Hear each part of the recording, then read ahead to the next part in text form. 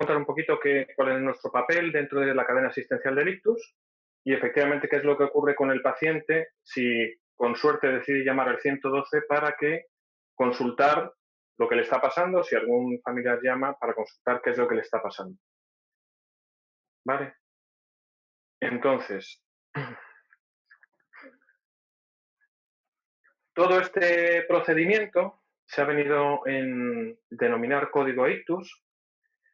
Código ictus es una forma de comunicación a través de radio que permite que cada vez que vayamos a activarlo no tengamos que explicar cada paciente pues que resulta que es un mayor de 18 años, que no tiene patologías previas que limiten su actividad y que son síntomas neurológicos de menos de 24 horas de evolución. Pues todo eso lo resumimos en un código. Lo llamamos código ictus y entonces cuando una persona escucha este código, pues sabe que nos estamos refiriendo a este tipo de pacientes. Igual que hay un código infarto y hay un código parada, etc. El SUMA 112, que es el servicio donde trabajo, es el servicio de emergencias que está en la Comunidad de Madrid. Se encarga de atender a las emergencias extrahospitalarias, emergencias médicas, y una de las cosas en las que más estamos especializados es en las emergencias tiempo dependientes, que son aquellas que se producen cuando una persona sufre una enfermedad cuyo tratamiento y la efectividad de ese tratamiento depende de la rapidez con la que se instaure, ¿vale? O en este caso en el ictus, con la rapidez con la que se le traslade al hospital, que les puede facilitar ese tratamiento.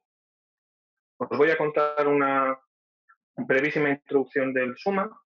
En el SUMA tenemos, como he dicho, las llamadas telefónicas que el 112 deriva como sanitarias.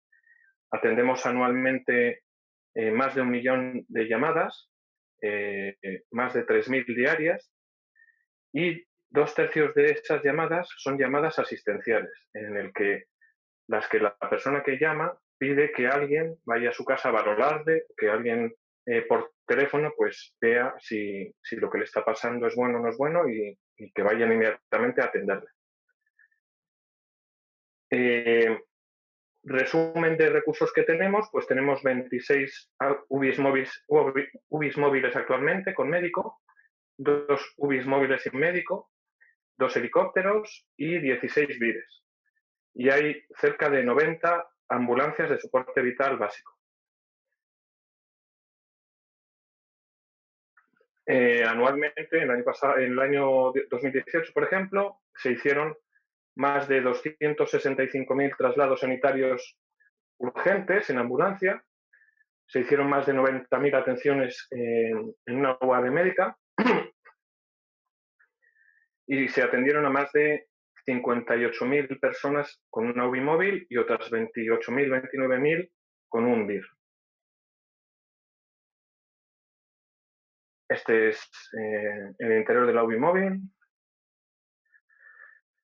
Como os he dicho, nos especializamos, una de las cosas más importantes dentro de nuestro trabajo son las patologías tiempo dependientes. Como podéis ver en el gráfico, el código ictus es la patología tiempo dependiente que más alertas hospitalarias genera anualmente, con un incremento anual que ronda entre el 1 y el 5%. Y sabiendo cuáles son por CMVD los diagnósticos de ictus anuales, tenemos una gran proporción de pacientes, casi la mitad, que siguen acudiendo por su propio pie a los hospitales y que por lo tanto no les atendemos nosotros directamente, y eso significa que hay un gran margen de incremento de estas cifras.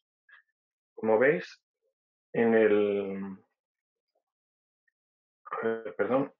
esta es la parte de la línea que nos ocupa. Esto en el 2019 está entre 1.800 y en el 2020, si no hubiéramos tenido la epidemia de COVID, probablemente esperábamos superar las 2.000 activaciones. 2 palabras sobre el ictus. Como bien sabéis, el ictus es la enfermedad que produce mayor mortalidad en las mujeres y la segunda en mortalidad global en los adultos. Es la enfermedad que más problemas, que mayor dependencia genera de todas las que hay, Pues aquí tenemos un gráfico de 2016 en el que veis la segunda causa de mortalidad en adultos. Y en el Atlas del Ictus, en España, podéis ver que en total las enfermedades isquémicas del corazón son la primera causa y las cerebrovasculares la segunda. Y en las mujeres están por encima las cerebrovasculares. Dos cosas muy rápidas. 1 de cada 6 adultos a lo largo de su vida sufrirán un ictus. Es la mayor causa de invalidez en la Unión Europea y en los Estados Unidos. Y bueno, el impacto seguro que se hablará más adelante. Muy rápidamente, quiero estructurar la charla en 5 partes. Una introducción de los motivos por los cuales se crea el código ictus. ¿Qué es el código ictus?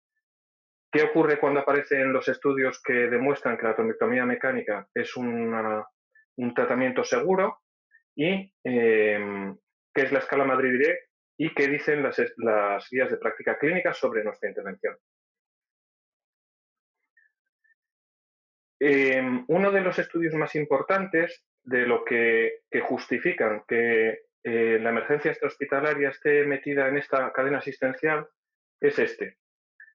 Como veis, los pacientes que utilizan un sistema de emergencias extrahospitalario tienen casi 2 veces más probabilidades de recibir tratamiento fibrinolítico y casi 2 veces más, incluso más allá de 3 horas. Hay algunos que también ocurre, algunos estudios parecidos que también demuestran lo mismo con la trombectomía mecánica. Entonces, la Academia Europea de Neurología dijo que con una cualidad de evidencia moderada, pero muy fuerte, una recomendación fuerte, era necesario que los sistemas de emergencia implementaran un código ictus dentro de sus procedimientos. Ese código lo que tiene que hacer es, cuando se reciba una llamada, darle la máxima prioridad, como se da el infarto, por ejemplo, los síntomas de infarto, que es muy importante hacer un preaviso hospitalario y hacer una rápida transferencia al hospital que puede tratar ese paciente. Aquí es como se pone en marcha la cadena asistencial de ictus, que debe poner en marcha el familiar o el paciente, que empieza a notar los síntomas. Se pone en marcha el sistema de emergencias, que tiene que hacer el preaviso hospitalario y trasladar lo más rápidamente posible.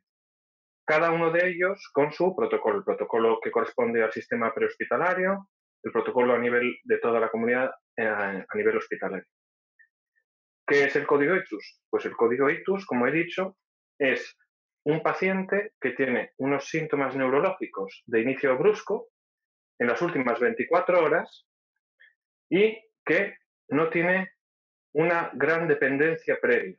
¿Vale? Antes se hablaba de ranking, antes las horas estaban más limitadas. Lo más importante que tenemos que hacer en el SUMA es detectar a esos pacientes y preavisar al neurólogo del hospital al que vamos a trasladarle para que se vaya poniendo en funcionamiento se vayan preparando para recibir al paciente. El código ictus pediátrico se define como síntomas neurológicos de menos de 24 horas de evolución en un niño que no tuviera una gran dependencia previa. Lo mismo, se hace un preaviso al neurólogo pediátrico que va a recibir a este paciente. Y esto es más o menos la forma de trabajo que tenemos. Se detecta telefónicamente por los síntomas que te cuenta la familia, que es un código ictus, se avisa a la ambulancia hace la valoración, llama al centro coordinador, el centro coordinador recoge todos los datos y desde ahí se llama al neurólogo del hospital. Se le cuenta que estamos atendiendo a un paciente con estas características, se le traslada al hospital y de allí ya se hacen las pruebas y se administra el tratamiento que corresponde.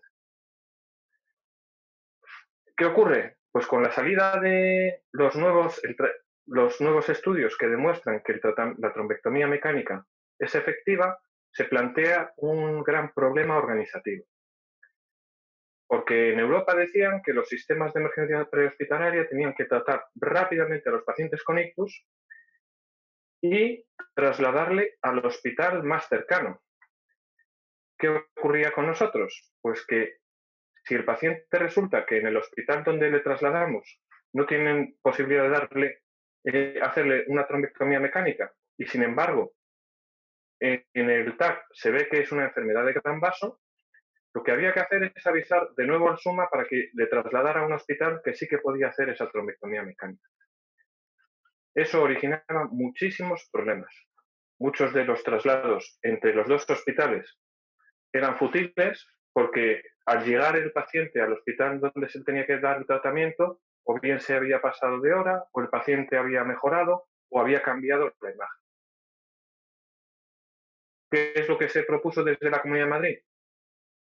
Pues como se han hecho en otras comunidades, establecer una escala prehospitalaria que detectara la posibilidad de que el paciente se puede beneficiar de una trombectomía mecánica para trasladarle a los hospitales que en ese momento pueden facilitarle ese tratamiento.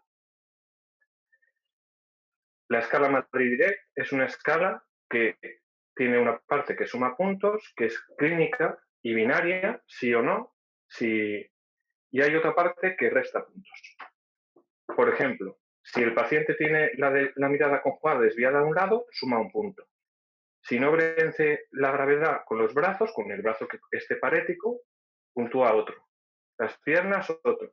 Y luego hay uno que es un poco cajón desastre, que es o bien no obedece órdenes, o bien no reconoce su déficit, o bien no reconoce la mano débil, que sumaría otro punto. Como máximo, 1, 2, 3 y 4. La tensión arterial sistólica por encima de 180 resta un punto, por encima de 190, 2 y por encima de 200, 3.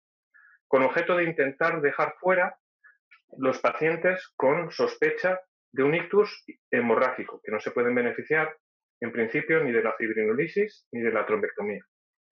Y la edad es un criterio relativo en función de la comorbilidad.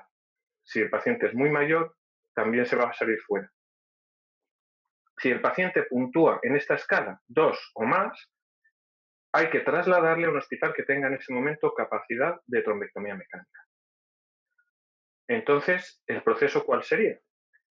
La ambulancia realiza el Madrid-Direct. Si el Madrid-Direct es positivo, se traslada a un centro de ictus que le puede hacer la trombectomía mecánica. Si el paciente es Madrid-Direct negativo, se le traslada al hospital con unidad de ictus más cercano, que tras comprobar que no tiene una enfermedad de gran vaso, pues le aplica la fibrinolisis o el tratamiento correspondiente. Y en caso que la escala no haya sido lo suficientemente precisa, si al hacerle el TAC se ve una enfermedad de gran vaso, pues se le traslada al hospital que puede dar trombectomía mecánica. Dos palabras sobre las últimas recomendaciones americanas del 2019. Como hemos dicho, la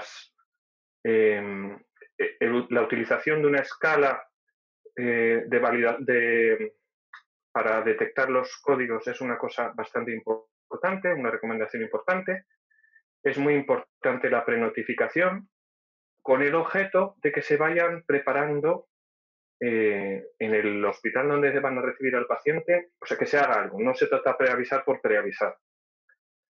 Es muy importante la herramienta de detección. Nosotros utilizamos el BIFAS telefónico y